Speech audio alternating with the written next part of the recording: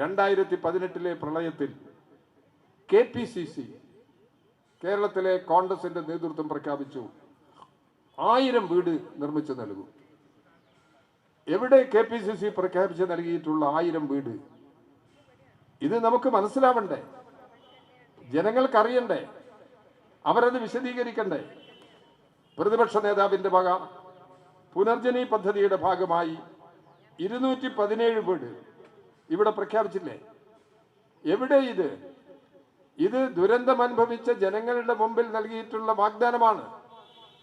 ആ വാഗ്ദാനം അവർ നടപ്പിലാക്കിയോ? കോൺഗ്രസുകാർ ഈ നാടിന്റെ മുമ്പിൽ വിശദീകരിക്കേണ്ടുന്ന പ്രശ്നങ്ങളാണിത്. ഈ കേരളത്തിൽ കിഫ്ബിയുടെ ഭാഗമായി 1190 പദ്ധതികൾ നടപ്പിലാക്കി, ചിലത് നടപ്പിലാക്കിക്കൊണ്ടിരിക്കുക. ഈ 1190 പദ്ധതികൾക്ക് 90,562 കോടി രൂപ അനുവദിച്ചിട്ടുണ്ട്. 90,562 കോടി. ഈ കിഫ്ബിക്കെതിരായിട്ട് എത്ര പ്രചാരവേല നടത്തി. നിയമസഭയിൽ അവർ ആക്ഷേപിച്ചു, പരിഹസിച്ചു, ആരോപണം ഉന്നയിച്ചു. പക്ഷേ കേരളത്തിലെ 140 അസംബ്ലി നിയോജക മണ്ഡലങ്ങളിലും എന്ന് പറഞ്ഞാൽ ഇടതുപക്ഷ ജനാധിപത്യ മുന്നണിയുടെ പ്രതിനിധികൾ ഉള്ള മണ്ഡലങ്ങളിലും UDF പ്രതിനിധികളുള്ള മണ്ഡലങ്ങളിലും ഒരു വ്യത്യാസവുമില്ലാതെ ഈ പദ്ധതി നടപ്പിലാക്കി എന്നുള്ളതാണ് യാഥാർത്ഥ്യം. ഇതിനെല്ലാം എതിരായി ഈ വികസന പ്രവർത്തനങ്ങൾ, K-Phone പദ്ധതി, ഇങ്ങനെയുള്ള നാനാതരത്തിലുള്ള വികസന പദ്ധതിക്കെതിരായി പ്രതിപക്ഷം കോടതിയിൽ പോയില്ലേ? കോടതിയുടെ പ്രതികരണം എന്തായിരുന്നു?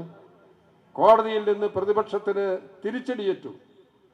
ആ സന്ദർഭത്തിൽ കോടതി ചോദിച്ചു, കേരളത്തിലെ പ്രതിപക്ഷ നേതാവിന് പബ്ലിക് ഇൻട്രസ്റ്റോ പബ്ലിസിറ്റി ഇൻട്രസ്റ്റോ എന്ത് താല്പര്യമാണ് കേരളത്തിലെ പ്രതിപക്ഷ നേതാവിനുള്ളത് എന്നുള്ളത് കോടതിക്ക് ചോദിക്കേണ്ടി വന്നു. എന്തായിരുന്നു പ്രതിപക്ഷ നേതാവിന്റെ മറുപടി? കോടതി ശാസിച്ചില്ല. കോടതി മറ്റ് രീതിയിലുള്ള നിലപാടുകളൊന്നും സ്വീകരിച്ചില്ല. കോടതി പരിഹസിക്കുകയാണ് ചെയ്തത്. കോടതി ഈ കാര്യങ്ങൾ ചൂണ്ടിക്കാണിച്ച് പരിഹസിക്കുകയാണ് ചെയ്തത് എന്നുള്ളത് ഈ സന്ദർഭത്തിൽ അവർക്ക് പറയേണ്ടി വന്നു എന്നുള്ളതാണ് നമ്മുടെ നാടിൻ്റെ മുമ്പിലുള്ള യാഥാർത്ഥ്യം.